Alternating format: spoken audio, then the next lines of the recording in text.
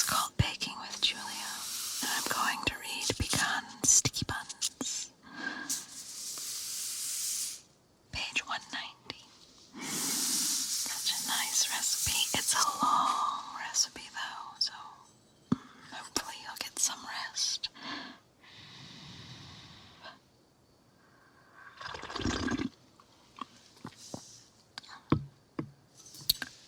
At one point in my life, I was in a fun little baking competition. This was somebody's cooking, baking, culinary competition. And it was on Halloween, and I had these really fun red contacts. And I had prosthetic things that clipped on my eye teeth. I was a vampire. And this was my contribution to the contest, and I got second place. It was very fun. Very, very fun. Pecan Sticky Buns makes 14, so plenty for you and your friends. The Nepal's Ultra of Sticky Bundum. And not only do you start with the best possible brioche dough, and oh my god it is, I make it just as bread. You fold in as much butter between the layers of dough as you have already beaten into the dough. Then you fill the buns with sugary pecans and line the pans with caramel. Sweet, gooey, irresistible. So when the buns are turned out, the caramel lightly glazes their tops. The technique of folding butter into the dough and giving the dough 2 turns as you would with a puff pastry enriches an already rich dough and produces beautiful, buttery layers. These bear no resemblance to anything store-bought. You know how croissants have layers? These have layers all separated, more little nooks and crannies for the caramel to hide. So tasty. They do take quite a long time though. So for the dough, 1 recipe of brioche dough on page 43, chilled. My book is falling apart. Let me save that page.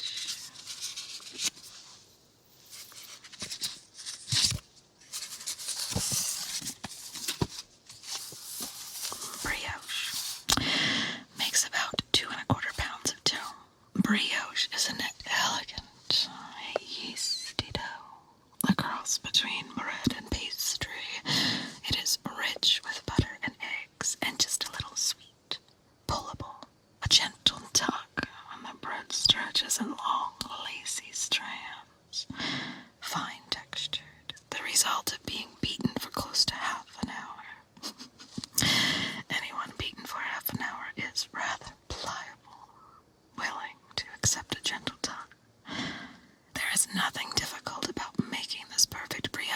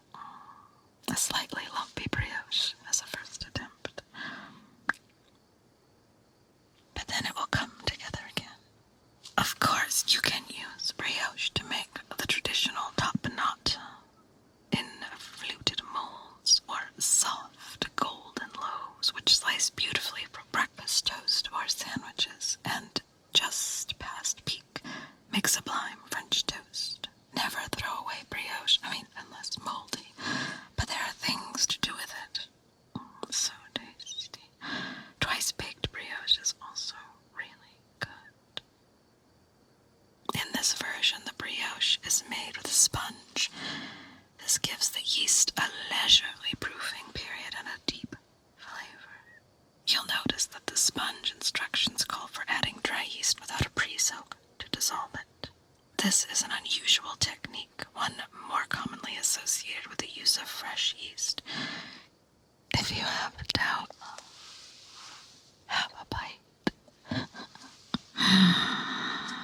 The sponge. 1/3 cup of warm whole milk. 2 1/4 teaspoons active dry yeast. 1 large egg. 2 cups unbleached all-purpose flour. Put the milk, the yeast, the egg, and 1 cup of the flour in a bowl of the heavy mixer. Mix the ingredients together with a rubber spatula, mixing just until everything is blended. Sprinkle over the remaining cup of flour to cover the sponge. Rest. We all need rest, darling. Are you asleep? Set the sponge aside to rest uncovered for 30 to 40 minutes. After this resting time, the flour coating will crack, your indication that everything is moving along properly.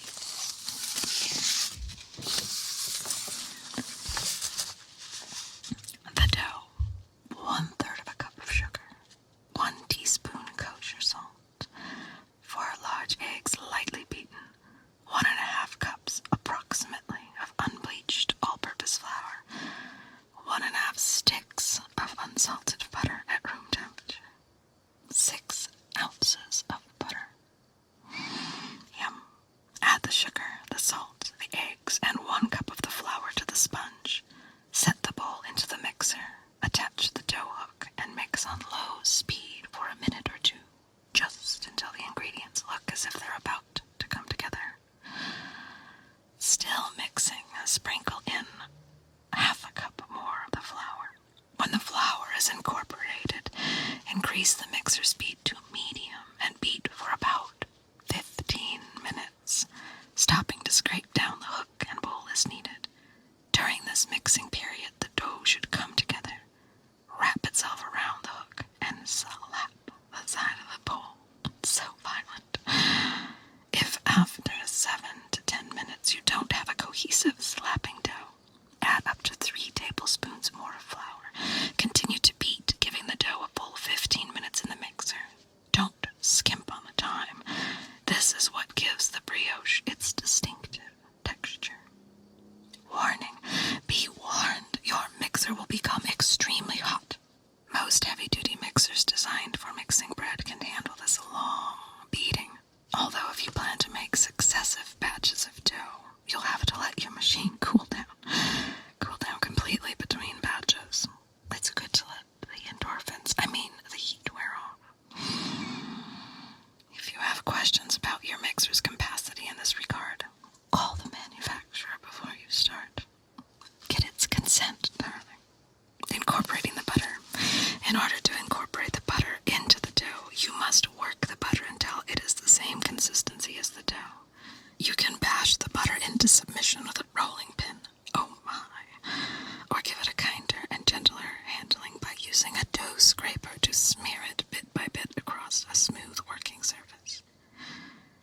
When it's ready, the butter will be smooth, soft, and still cool, not warm, oily, or greasy. Ew. With the mixer on medium-low, add the butter a few tablespoons at a time. This is the point at which you'll think you've made a huge mistake, because the dough you've worked so hard to make smooth will fall apart. But carry on. When all of the butter has been added, raise the mixing speed to medium-high for a minute, then reduce the speed to medium and beat the dough for about 5 minutes, or until you once again hear the dough slapping against the sides of the bowl.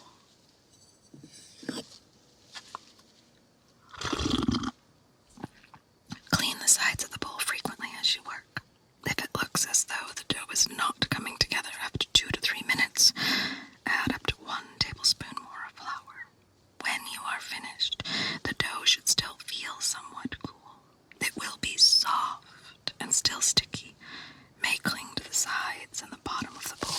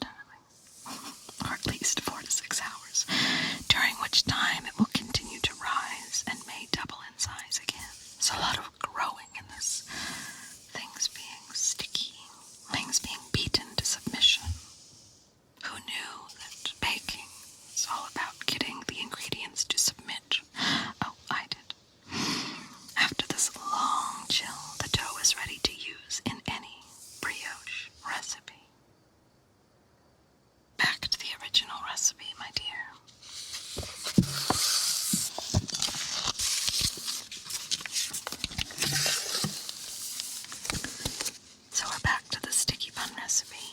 We have our brioche dough, in theory, chilled in the fridge. We'll also need 1.5 sticks of unsalted butter at room temperature. So you get this beautiful dough out of the refrigerator.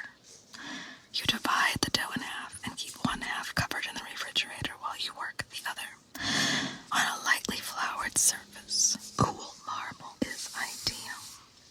Roll the dough into a rectangle that's 11 inches wide, 13 inches long, and 1/4 inch thick. Try to work quickly because the dough is so active that even the warmth of your hands may be enough to get it rising again. This is where being a cold person comes in handy. My hands are perpetually freezing. Dot the surface of the dough evenly with half of the softened butter and fold the dough in thirds as though you were folding a business letter. Doing that adulting thing. Turn the dough so that the closed fold is on your left. Then roll it out again, taking care not to roll over the edges. You don't want to crush the layers you are creating by folding and rolling. Chilling the dough. Fold the dough into thirds again. Wrap well with plastic and refrigerate for 30 minutes so that it can relax. Relax, darling. We're just filling you up with butter.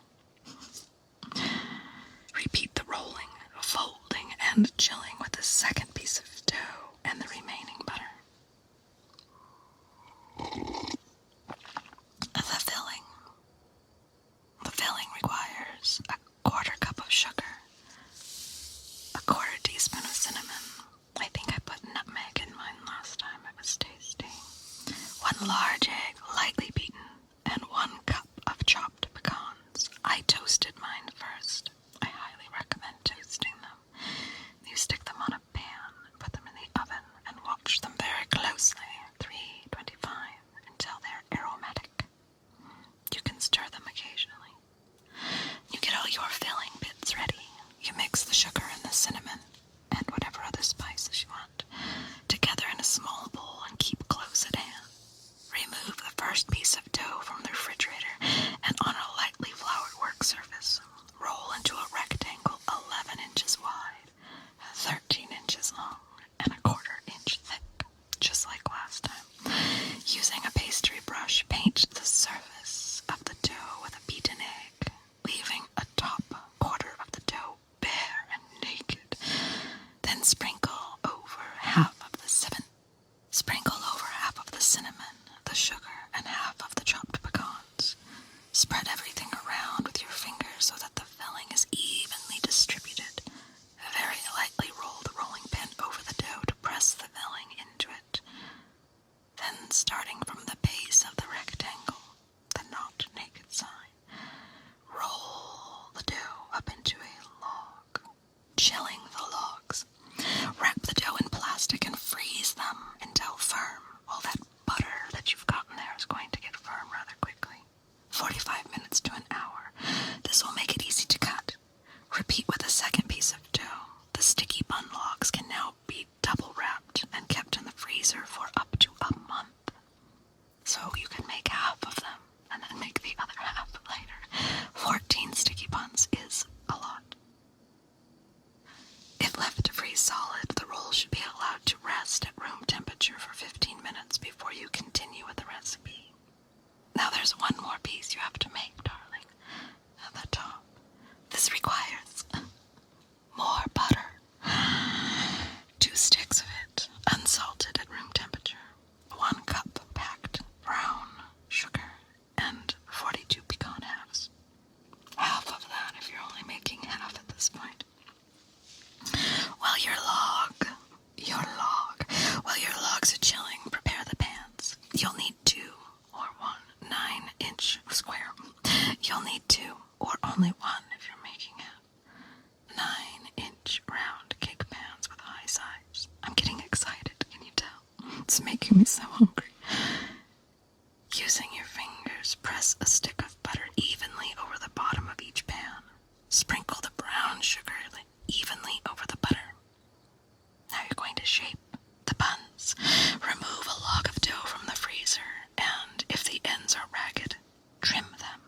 using a long, sharp, serrated knife and a gentle sawing motion. Slice the log into 7 1.5-inch wide slices. Lay each slice on one of its flat sides. Press the slice down with the palm of your hand to flatten it lightly, and then with a cupped hand turn the slice around on the work surface 3 to 4 times to re-establish its shape. It gets a little distorted in the cutting, so you're just kind of fluffing it. Going to be a bun fluffer.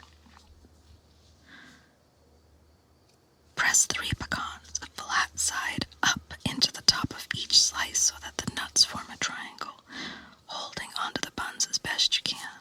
Turn the slices over into the prepared pan, placing the buns in a circle with the nuts down and putting the last slice in the center. The seam of the buns should face the outside of the pan. Repeat with the second log of the dough if you're making both. Allow the pans of sticky buns to rest again, uncovered at room temperature for 1.5 to 2 hours, or until the slices rise and grow to touch one another.